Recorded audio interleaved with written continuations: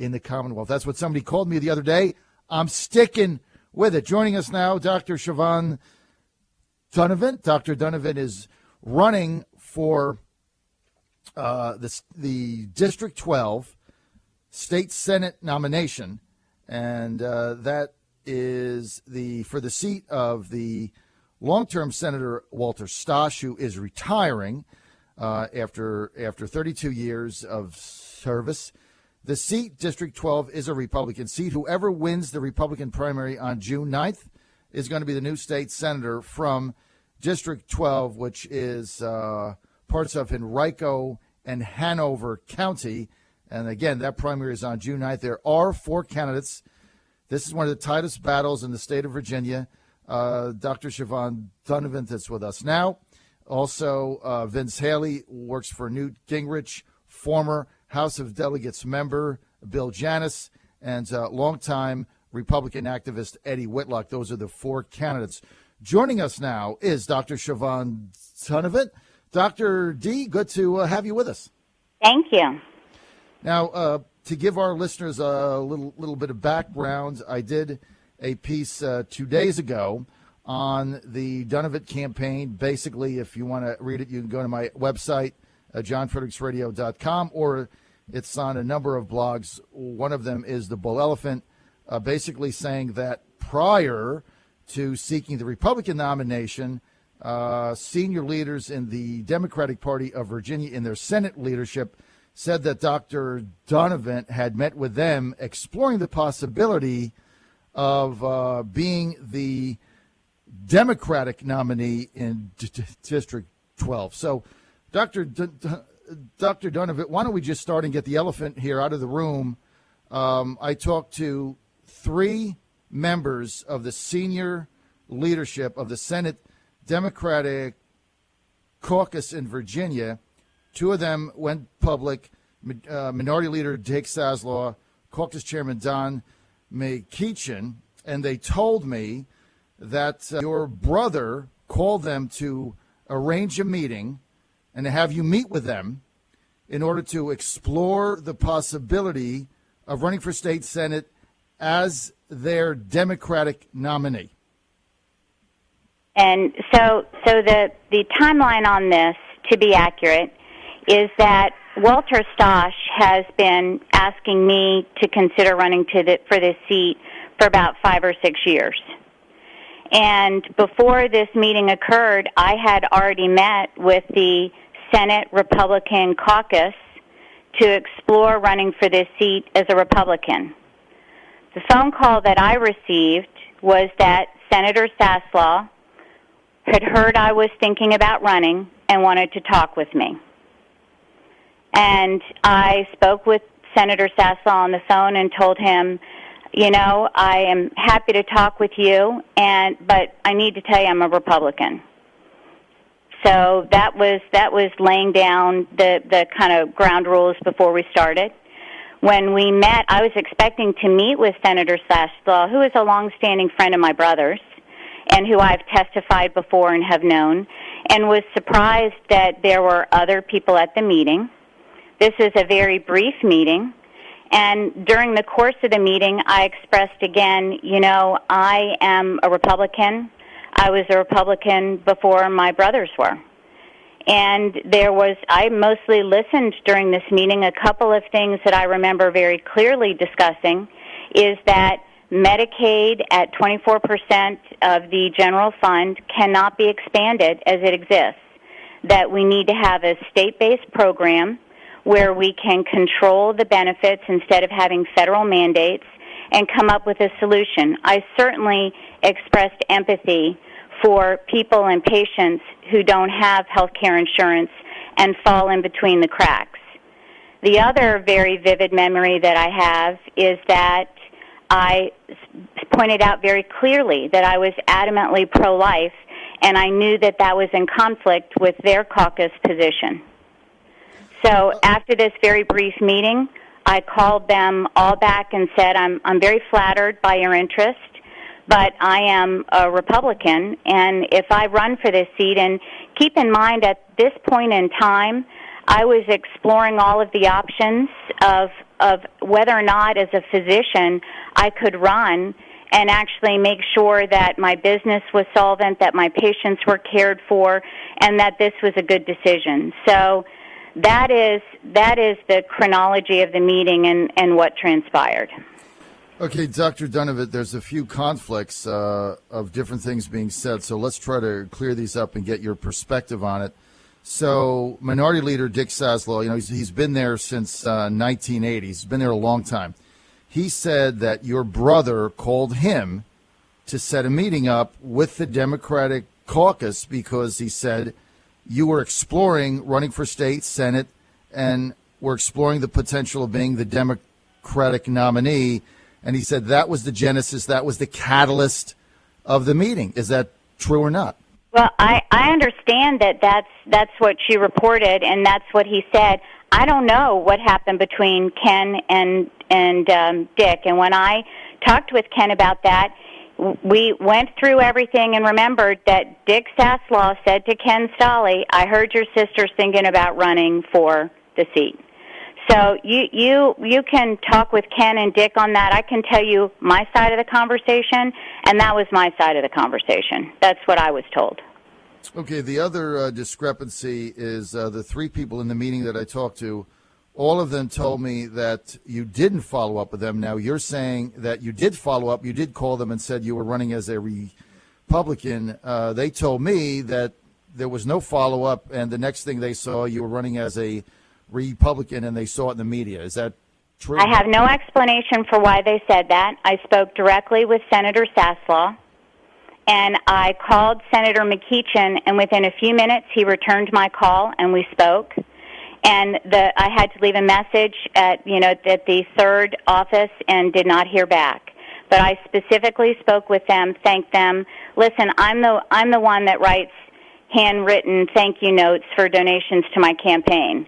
My mother would not have tolerated me not getting back and getting closure on that. So I don't know why they don't remember that. I'm sure it was a busy time for them. The real question here is, I saw Senator McEachin at the NAACP forum.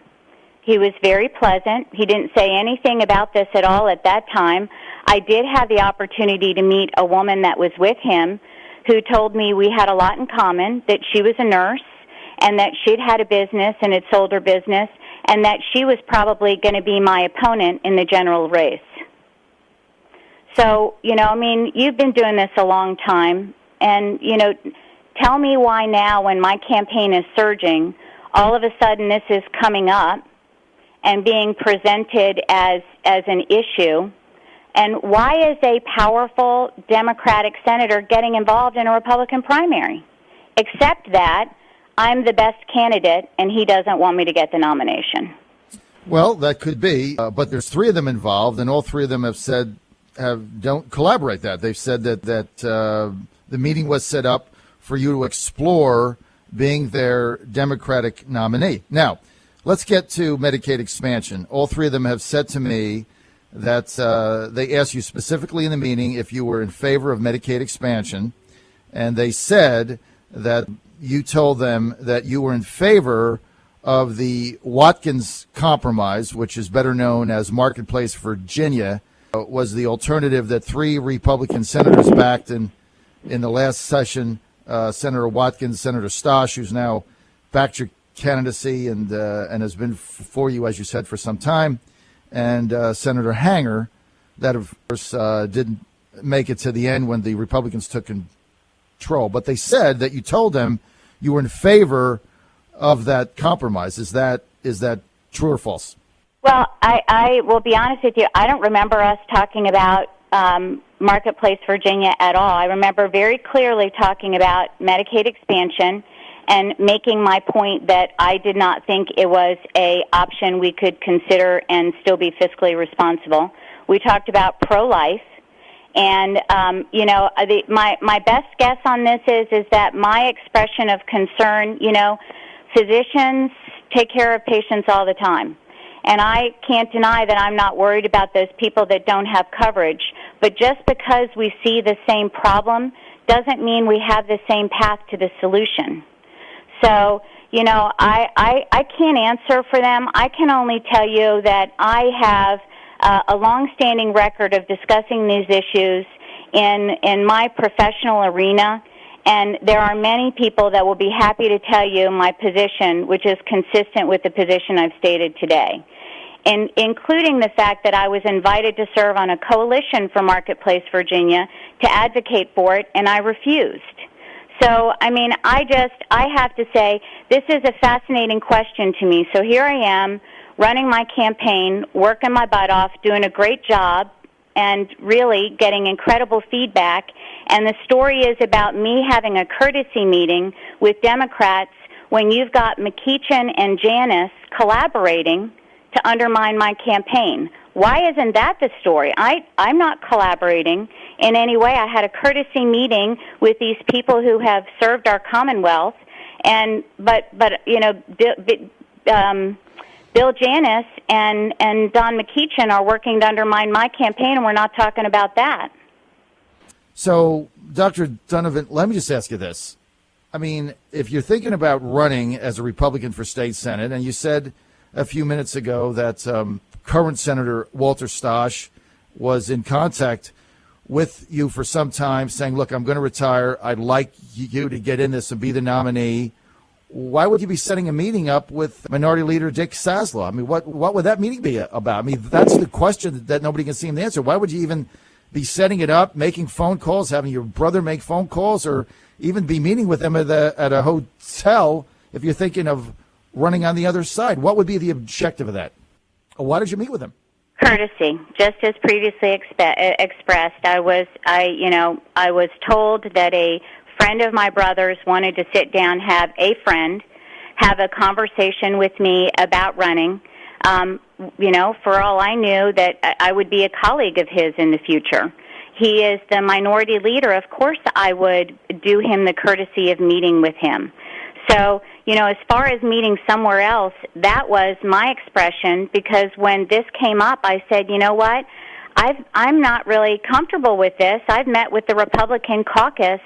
I'm not really interested in coming in and meeting with you at the General Assembly. So, your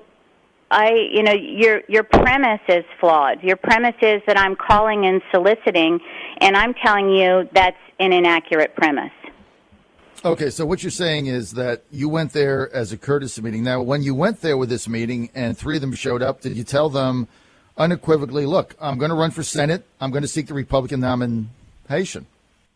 No, I didn't. I told them that I was a Republican, and I told them that I was trying to decide if I would run for office, that I had a lot of considerations. I had to consider my business. I had to consider my patients. I had to consider my family, and I had to consider if I was, if I was really willing to make this commitment. It's been made very clear to me as I discerned about running that service in the General Assembly is something that will cost an enormous amount of my time. It will cost me income, and it will be a very demanding service. And so when Walter really counseled me on running for this office, and I looked at it, he said to me, whatever you do, you must make a good business decision. People come up here and they aren't prepared to make the sacrifices, and it causes problems. And so don't even think about doing this unless you can make a good business decision in doing this. So that's the process that I was in. When I met with them, quite frankly, I was pretty sure I wasn't running. And I believe I told them that too. So at the time you didn't think you were going to run. That's right. They're telling me on the record that during the meeting you were exploring how you would go about being their nominee, how the process would work, and talking about committee assignments and things like that. Oh my gosh. Are you unequivocally denying that? Yeah, they told me about what their suggested process might be, but nothing about any committee assignments or anything else, no. So the fact that they're saying that you met with them to explore the potential of running for the seat as the Democratic nominee, that you're saying that was not accurate. It's not accurate. That I did a lot of listening, but that was not the intent of the meeting, and it was not initiated by me. This meeting ended. Whatever they're saying you never followed up. You're saying you did follow up. As he said, she said. I can't confirm it one way or the other. I'm just trying to get to the bottom of it, Dr. D. I hope you appreciate that. But sure. Look, at the end of the day, here's what troubles me, and maybe you can shed light on it. If I'm Dick Saslaw, or if I'm Don McKeechin, or if I'm the third person in the meeting, and you're welcome to name who that person is if you want, I'm thinking to myself, well, based on the answers she gave me, she'd probably be a good fit as a Republican, certainly better than some of the more conservative people in there. So why wouldn't they be in favor of you winning? Maybe you, based on what they said you said, maybe you'll actually work with them. So I don't see the incentive that they have to put this out there now. Right. So that's curious that you don't see the incentive. That's curious to me because I see the incentive. The incentive is they don't want me to be the nominee. And you're exactly right. It doesn't add up. Why would somebody who is a college Republican, who has been a pro-life OBGYN, who has advocated for conservative principles and Republican candidates, ever run as a Democrat? I mean, at some point in time, you've got to apply a concept of consistency here. And the only thing that makes sense when you discern here is that this was a courtesy meeting on my part for a family friend that has been misconstrued and has some political advantages for the Democrats if it is interpreted in the way they are presenting. So are you saying, Dr. Dunnavant, that both Dick Saslaw and Don McKeechin lied about this? No, I would not say that at all. And so I, and I think I really admire their service. I don't agree with them, but I was really charmed by how engaging and lovely they were that day. I've known Dick for a long time. I really didn't know Senator McKeechin, and I knew a little bit of him. But the fact of the matter is that, they don't even remember I called them back. There's a lot of inaccuracies here. I think that I think people hear what they want to hear, and they act on that, and I think they're acting in the best interest of their cause and their political party. And I think they're doing so aggressively. I mean, do you remember another time that a Democratic senator got involved in a Republican primary? No, I really don't. And no, I don't either. And so, I mean, at some point in time, you've got to discern here and see what makes sense. And what I'm telling you is not only what transpired, but it's what makes sense. All right. Well, at the end of the day, somebody's not telling me an accurate story. I'm going to continue to get to the bottom of it. But look, I have to tell you that I've known Dick Saslaw. I've known Don McKeechin for some time. Neither of them have ever told me anything that was not accurate. Obviously, we don't know each other that well. As far as I'm concerned, you haven't told me anything that's inaccurate either. So somehow here, this story has gotten garbled, and we're going to try to keep fleshing it out. But just to be sure, well, there's some other aspects you might want to flesh out, too, and that is, why are Bill Janus and Don McKeechin working together on this? I want to thank you for taking the time to come on with us, Dr. Dunnavant. A lot of times, I break one of these stories and people run away and hide. You certainly have not done that. And well, I don't have anything to hide from. Be commended for that. All right? All right, thank you.